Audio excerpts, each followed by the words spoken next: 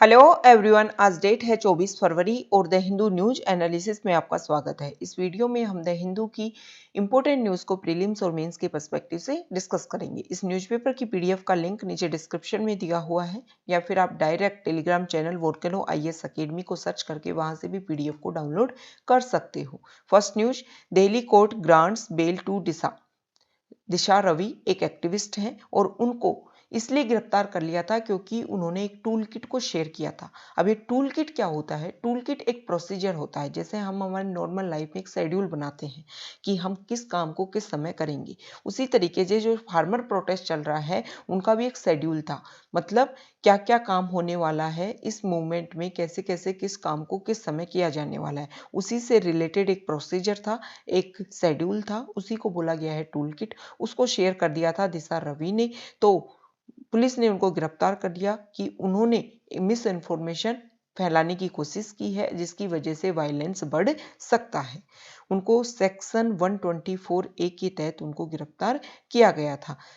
जब हमारे यहाँ पर इंडिया में अंग्रेजों का रूल था उस समय हमारे जो लीडर्स जो ब्रिटिश रूल के खिलाफ में प्रोटेस्ट करते थे उनको दबाने के लिए ब्रिटिश रूल ने सबसे पहले आईपीसी एक्ट लेके आए और बाद में आईपीसी एक्ट में इस सेक्शन 124 ए को बाद में इंक्लूड किया था और उसका उन्होंने यूज भी किया। तिलक को 2 बार सप्रेस करने के लिए इसका यूज किया, सेडिशन चार्ज उनके ऊपर लगाए। 1922 में जो महात्मा गांधी हैं उनके ऊपर भी यंग इंडिया मैगजीन में 3 इस तरीके के आर्टिकल पब्लिश हो गए थे उनके खिलाफ कि ये आप मिस इन्फॉर्मेशन और वायलेंस फैलाने का काम कर रहे हो, तो उन्होंने अंग्रेजों ने इसका यूज भी किया था। अब बार बार ये आवाज उठती है कि ये जो सेक्शन 124 ए है ना, इसको क्या कर दिया जाए, रिपील कर दिया जाए। एक तो हमारे यहाँ पर अंग्रेजों का शासन खत्म हो गया है और दूसरा जिन अंग्रेजों ने इनको स्टार्ट किया था उन्होंने खुद के देश में इसको रिपील कर दिया है लगभग 2010 में। तो हमारे इंडिया में भी इसको रिपील कर देना चाहिए क्योंकि जो फ्रीडम ऑफ स्पीच है वो हमें फंडामेंटल राइट के तहत एक राइट मिला हुआ है और उसका यूज करने का हक है। मेनका गांधी केस 1978 में सुप्रीम कोर्ट ने भी ये बात बोली है कि अगर कोई व्यक्ति एक हद में एक दायरे में रह करके गवर्नमेंट के कार्यों का, गवर्नमेंट के एक्शन का, पॉलिसीज का अगर क्रिटिसिज्म करता है तो उसके ऊपर सेक्शन 124 ए को अप्लाई नहीं किया जा सकता है। ठीक है, तो ये दिशा रवि से रिलेटेड हमने आर्टिकल देखा। नेक्स्ट न्यूज है नेपाल से रिलेटेड। नेपाल के पीएम हैं केपी शर्मा ओली और उन्होंने वहां की राष्ट्रपति विद्या देवी भंडारी को ये बोला था कि आप हाउस ऑफ रिप्रेजेंटेटिव जो वहां का लोअर हाउस है उसको क्या करने के लिए, डाइल्यूट करने के लिए बोला था। लेकिन वहां के सुप्रीम कोर्ट ने अब बोला है, एक तरीके से वहां का जो पीएम है केपी शर्मा ओली उनके लिए एक मेजर सेटबैक है ये। सुप्रीम कोर्ट ने बोल दिया है कि अगले 13 दिन में आपको रीइंस्टेट करना है हाउस ऑफ रिप्रेजेंटेटिव को। मतलब आप ये जो आपके चुनावों के तहत जब आपने गवर्नमेंट बनाई थी उसको आप खत्म नहीं कर सकते। जो आपने बोल दिया है कि अप्रैल मई में दोबारा से फ्रेश चुनाव होंगे, वो नहीं होंगे अभी, ऐसा सुप्रीम कोर्ट ने वर्डिक्ट दिया है और उन्होंने डिक्लेयर किया है कि अगले 13 डेज में आपको दोबारा से हाउस को कन्वीन करना चाहिए। वहाँ के जो फॉर्मर प्राइम मिनिस्टर है बाबूराम भट्टाराई, उन्होंने एक बात बोली है कि ये जो वर्डिक्ट आया ना इससे इंडिया मतलब दिल्ली और काठमांडू, दिल्ली इंडिया की कैपिटल और काठमांडू नेपाल की कैपिटल, उनके बीच में जो रिश्ते हैं, रिलेशन है, वो और ज़्यादा बेहतर होंगे। नेक्स्ट न्यूज, हेल्थ मिनिस्टर ने बोला है कि जो ओल्डर पीपल है मतलब 50 ईयर से अबव के जो लोग हैं उनको जल्द ही वैक्सीनेशन स्टार्ट किया जाएगा। वैक्सीनेशन प्रोग्राम इंडिया में 16 जनवरी से स्टार्ट किया गया था और 16 जनवरी से स्टार्ट करने के बाद में सबसे पहले जो हमारे फ्रंट लाइन वर्कर्स और हेल्थ सेक्टर वर्कर्स हैं उनको सबसे पहले वैक्सीनेशन करवाया गया था उनका, और फिर अब बोला जा रहा है कि जो 50 साल से ऊपर जिनकी एज है उस पॉपुलेशन के लिए भी वैक्सीनेशन प्रोग्राम जल्द ही स्टार्ट किया जाएगा। इसमें ये जो वैक्सीनेशन प्रोग्राम होगा ये पब्लिक प्राइवेट सेक्टर दोनों से मिलकर के होगा। प्राइवेट हॉस्पिटल इसमें क्या करेंगी, हेल्प करेंगी ताकि ये जो कोविड-19 का जो वैक्सीनेशन प्रोग्राम है इसको ज़्यादा स्पीड से इम्प्लीमेंट किया जा सके। लगभग 10,000 हॉस्पिटल्स को एडमिनिस्ट्रेट किया गया है कि एक दिन में इतने वैक्सीन को एडमिनिस्टर करना है। इसके लिए 10,000 हॉस्पिटल लगभग इसमें हेल्प करेंगी। ठीक है, इनमें से इन 10,000 हॉस्पिटल्स में से 2,000 हॉस्पिटल जो हैं वो प्राइवेट हैं।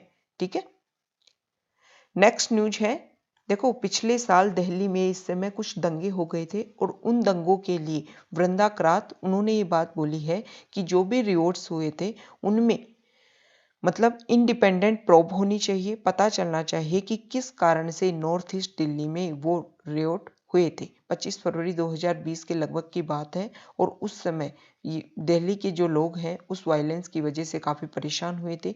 लोगों का जो जनजीवन है वो काफ़ी अस्त व्यस्त हो गया था। ठीक है, नेक्स्ट न्यूज म्यांमार से रिलेटेड है। म्यांमार में डेमोक्रेसी को रिमूव करके वहाँ पर मिलिट्री का शासन चल रहा है। तो वहाँ की कुछ कम्युनिटी है, जैसे चिन कम्युनिटी है म्यांमार की, वो लोग बहुत ज़्यादा परेशान हैं और वो माइग्रेट होकर के मिजोरम में आना चाहते हैं। तो मिजोरम के कुछ गुट के जो लोग हैं, कुछ ग्रुप के लोग हैं, मिजोरम अपेक्स स्टूडेंट बॉडी, उन्होंने स्टेट गवर्नमेंट को बोला है कि आप कुछ ऐसे असाइलम प्रोवाइड करो जिससे कुछ विलेजर्स की सहायता से जो म्यांमार में अफेक्टेड लोग हैं मिलिट्री कू से, वो यहाँ पर आ सकें एज ए रिफ्यूजी।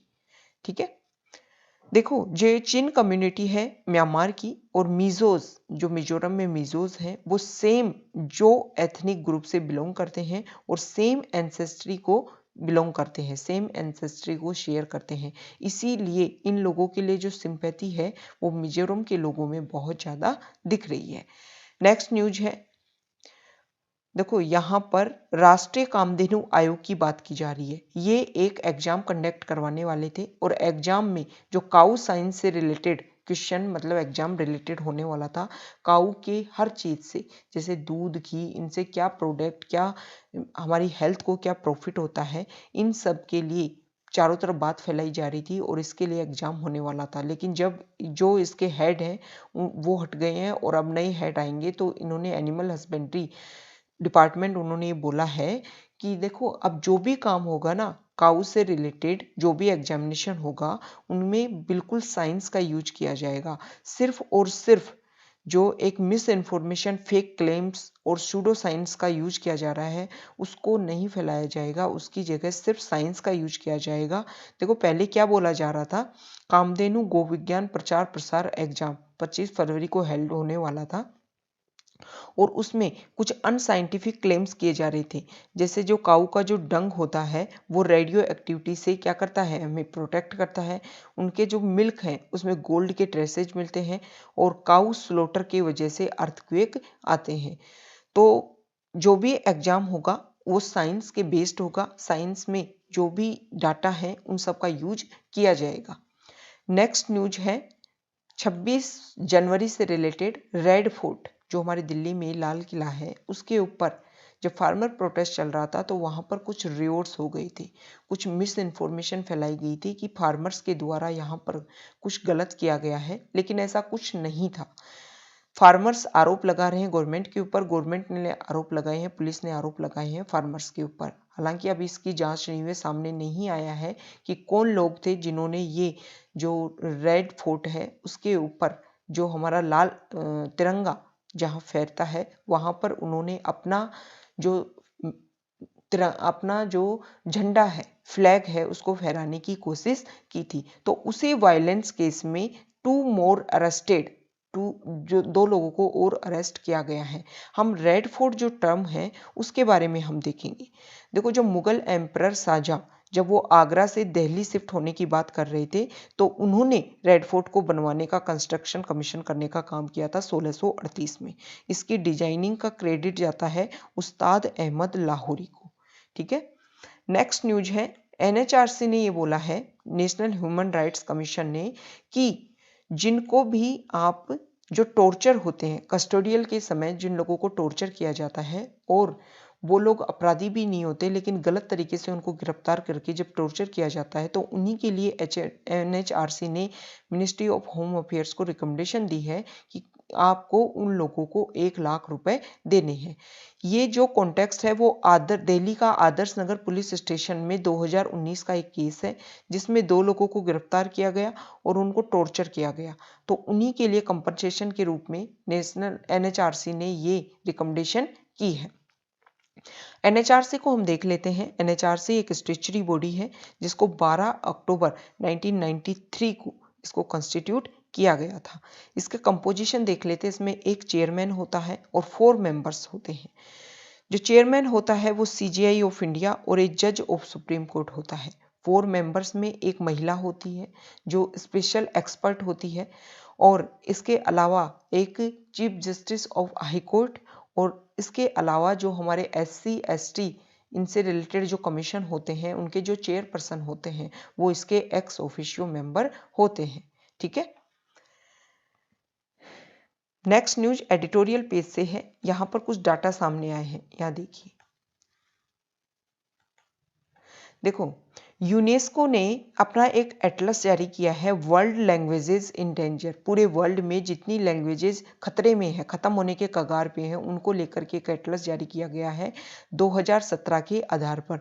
तो उसमें बताया गया है कि इंडिया की 197 लैंग्वेजेज ऐसी हैं जो वल्नरेबल हैं, एंडेजर्ड स्थिति में है या फिर एक्सटिंक्ट हो चुकी हैं। ठीक है। इनमें से जो 197 जो लैंग्वेजेज हैं इंडिया की, जो एक्सटिंक्ट, एंडेंजर्ड और वल्नरेबल हैं, उनमें से 60% जो लैंग्वेजेज हैं उनका ओरिजिन हुआ है नॉर्थ ईस्ट में या फिर अंडमान एंड निकोबार आइलैंड्स में। ठीक है। इंडिया की जो एंडेंजर्ड लैंग्वेजेज हैं उनको बोलने वाले 10,000 से भी कम लोग हैं, मतलब 10,000 से भी कम लोग उनको यूज़ करते हैं। UN ने 2022 से 2032 का जो डेकेड है उसको इंडिजिनस लैंग्वेजेस के लिए डिक्लेयर कर दिया है।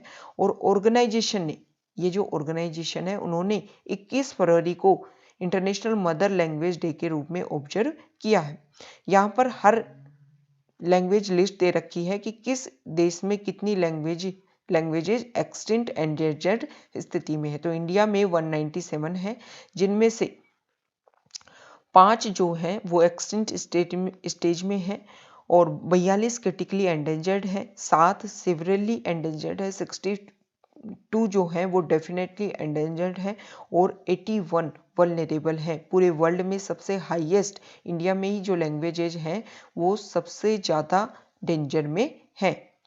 यहाँ पर सेंसस काउंट दे रखा है कि किस लैंग्वेज को कितने बोलने वाले लोग हैं। लद्दाखी और बाल्टी J&K रीजन में बोला जाता है, और मोंगपा एंड सेमा नॉर्थ ईस्ट में, लाहौली हिमाचल प्रदेश में, और इन सबको 15,000 से भी कम स्पीकर हैं इनको बोलने वाले। यहाँ पर जो लैंग्वेजेस दे रखी हैं कि कौन सी लैंग्वेजेज एंडेंजर्ड है, कौन सी सिवियरली एंडेंजर्ड है, कौन सी क्रिटिकली एंडेंजर्ड है, अलग अलग कलर में पूरे इंडिया में दिखा रखा है। यहाँ पर देखो, अंडमान और निकोबार में देखो 11 लैंग्वेजेज बोली जाती हैं, और उनमें से 2 ऐसी हैं, जारवा और ग्रेट अंडमानीज, जिनको बोलने वाले सिर्फ 31 हैं। मतलब जारवा जो लैंग्वेज है जिसको 31 लोग बोलते हैं, और ग्रेट अंडमानीज जो लैंग्वेजेज हैं जिसको बोलने वाले सिर्फ और सिर्फ 5 लोग हैं। वल्नरेबल कौन सी लैंग्वेज होती है? जिसको चिल्ड्रन किसी स्पेसिफिक डोमेन में बोलते हैं, जैसे घर में जिस लैंग्वेज को बोलते हैं वो वल्नरेबल है। डेफिनेटली एंडेंजर्ड मतलब children no longer learn the languages as the mother tongue, मतलब मदर टंग है लेकिन चिल्ड्रन ने उनको नहीं सीखा है। एक्सटिंक्ट नो स्पीकर लेफ्ट, जिन लैंग्वेज से रिलेटेड कोई भी स्पीकर नहीं बचा हुआ है वो एक्सटिंक्ट है। Severely endangered spoken by grand parents, parents उसको समझते हैं लेकिन उसमें बातचीत नहीं करते हैं अपने बच्चों से या आपस में खुद भी, मतलब उनके दादा दादी समझते हैं, माँ बाप उसको समझते हैं, दादा दादी बोलते हैं, माँ बाप समझते हैं, लेकिन वो बच्चों से और खुद भी आपस में उस लैंग्वेज में कम्युनिकेट नहीं करते हैं। Critically endangered speakers only elders इस लैंग्वेज को बोलते हैं, लेकिन पार्शियली और इनफ्रीक्वेंटली। ठीक है। तो ये हमने लैंग्वेजेज इंडिया की 197 जो लैंग्वेजेज डेंजर हैं उसके बारे में हमने डिस्कस किया। नेक्स्ट न्यूज है, यहां देखिए। देखो, जो हमारे फॉरेन मिनिस्टर हैं, ठीक है, S Jaishankar, external affairs minister, उन्होंने जो ह्यूमन राइट्स कमीशन है उसमें अपनी स्पीच उन्होंने दिया है और उन्होंने बोला है कि ह्यूमैनिटी के खिलाफ एक क्राइम है टेररिज्म, और धीरे धीरे जो टेररिज्म बढ़ता जा रहा है वो एक बहुत बड़ा क्राइम होता जा रहा है। ह्यूमन राइट्स कमीशन के 46 सेशन में उन्होंने एड्रेस किया और उन्होंने ये बोला कि इस पेंडेमिक के दौरान, इस पेंडेमिक को जिस तरीके से हमारी गवर्नमेंट ने हैंडल किया है उससे ये दिखता है कि इंडिया जो है वो ह्यूमन राइट्स के लिए और ज़्यादा कमिटमेंट है। आगे उन्होंने बोला कि बहुत ज़्यादा चैलेंजेज हैं ह्यूमन राइट्स को सेव करने के लिए। उन्होंने बोला कि हमारे इंडिया का जो कॉन्स्टिट्यूशन है ना उसमें फंडामेंटल राइट्स के रूप में ह्यूमन राइट्स को प्रिजर्व किया गया है, इसीलिए हमारे इंडिया में राइट्स का इम्पोर्टेंस बहुत ज़्यादा है। जो ह्यूमन राइट्स हैं, जो फंडामेंटल राइट्स हैं, वो ना सिर्फ कॉन्स्टिट्यूशन में हमारे इंडिया में बताए गए हैं बल्कि पार्लियामेंट के लेजिस्लेशन के थ्रू, लॉ के इंटरप्रिटेशन के द्वारा, जुडिशरी के द्वारा और active participation of civil society और सिटीजन के द्वारा ये रेगुलर इवॉल्व होते जा रहे हैं। इसके अलावा उन्होंने बोला कि देखो हमारे इंडिया में हर रिलीजन, हर बिलीफ को, हर चीज को एक तरीके से इक्वलिटी प्राप्त है। ठीक है, उन्होंने ये बताया कि जब ये पेंडेमिक आया हुआ था ना तो हमारे इंडिया की गवर्नमेंट ने 800 मिलियन इंडियंस ऐसे हैं जिनको डायरेक्ट फूड सपोर्ट दिया और 400 मिलियन लोगों को फाइनेंशियल सपोर्ट दिया। किसको काउंटर करने के लिए? इस पेंडेमिक को काउंटर करने के लिए। और क्यों? क्योंकि हम ह्यूमन राइट्स को मानते हैं। अब हम ये UNC, United nation human rights council, HRC के बारे में डिस्कस कर लेते हैं।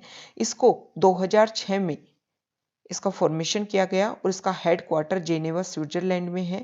ह्यूमन राइट्स काउंसिल का जो मेन काम है वो ये है कि पूरे वर्ल्ड में ह्यूमन राइट्स को प्रोटेक्ट और प्रमोट करने के लिए इसका मेन मिशन यही है कि पूरे वर्ल्ड में ह्यूमन राइट्स को प्रोटेक्ट और प्रमोट किया जाए। नेक्स्ट न्यूज मिशन इंद्रधनुष से रिलेटेड है। मिशन इंद्रधनुष 2014 में स्टार्ट किया गया था, ministry of health and family welfare के अंडर आता है और कोविड-19 की वजह से जब जनरल जो ज़रूरतें थी उनके ऊपर बैन था, क्योंकि कोविड-19 से लड़ने के लिए, इस पेंडेमिक को कर्ब करने के लिए ही जो हमारा हेल्थ सेक्टर है वो ज़्यादा इसमें इन्वॉल्व था।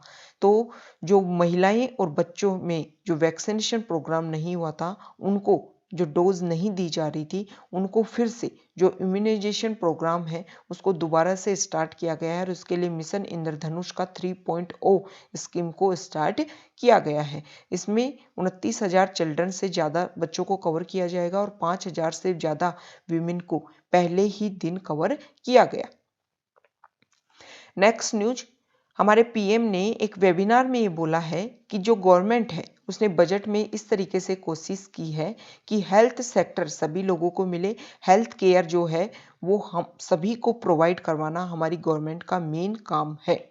ठीक है, उन्होंने ये बोला कि इस पेंडेमिक के दौरान इंडिया ने जिस तरीके से हमारी हेल्थ सेक्टर को काम किया है, इस पेंडेमिक के दौरान जिस तरीके से स्ट्रेंथ इंडिया ने दिखाई है उसको पूरे वर्ल्ड ने दिखा है। उसके बाद में जो वैक्सीनेशन हमारे यहाँ पर डेवलप की गई उससे भी इंडिया की जो रेपुटेशन है, इंडिया में जो ट्रस्ट है लोगों का, वो काफ़ी इंक्रीज हुआ है। पीएम ने आगे बोला कि हम मेडिकल इक्विपमेंट से लेकर के medicine, ventilators to vaccine, scientific research to surveillance infrastructure and doctor to epidemiologist, इन सब के ऊपर हम एक साथ एवरीथिंग, मतलब इन सब पर हम एक साथ क्या कर रहे हैं? फोकस कर रहे हैं, ताकि फ्यूचर में जब कभी भी ऐसी कोई डिजास्टर आए तो उसके लिए हम बेहतर तरीके से प्रिपेयर हो सकें। ठीक है, प्राइम मिनिस्टर ने ये बोला कि ये सब कुछ, इन सब के पीछे, मतलब ये सारी चीजें जो हैं वो पीएम आत्मनिर्भर स्वस्थ भारत स्कीम के पीछे ये सारी इंस्पिरेशन है। ये जो स्कीम लॉन्च की है ना, इसके तहत हम मॉडर्न इकोसिस्टम, जहाँ पर research, testing, treatment in the country, खुद ये सारी चीजें हमारी खुद की कंट्री में हो, और इन सबको प्रमोट करने के लिए ही ये स्कीम लॉन्च की गई है। आगे उन्होंने बोला कि हमारी इंडिया का जो हेल्थ सेक्टर है वो सिर्फ एक एरिया के ऊपर कवर नहीं करता है। हम फोर प्रोन्ड स्ट्रेटजी हेल्दी इंडिया बनाने के लिए हम इसके ऊपर वर्क कर रहे हैं। जो फर्स्ट हमारा सेक्टर है prevention of illness and promotion of wellness, including measures such as स्वच्छ भारत अभियान, yoga, timely care and treatment of pregnant women and children. Second क्या है? सेकंड स्ट्रेटजी है, second is to provide cheap and effective treatment to the poorest of the poor, मतलब सबसे गरीब से गरीब को भी सबसे चीप मतलब सस्ता और इफेक्टिव ट्रीटमेंट प्रोवाइड करवा सके। थर्ड स्ट्रेटजी है increase the quality of health infrastructure and health care professionals, मतलब जो हमारा इंफ्रास्ट्रक्चर है हेल्थ सेक्टर में और जो हमारे वर्कर्स हैं उन सबकी क्वालिटी को इंक्रीज किया जाएगा।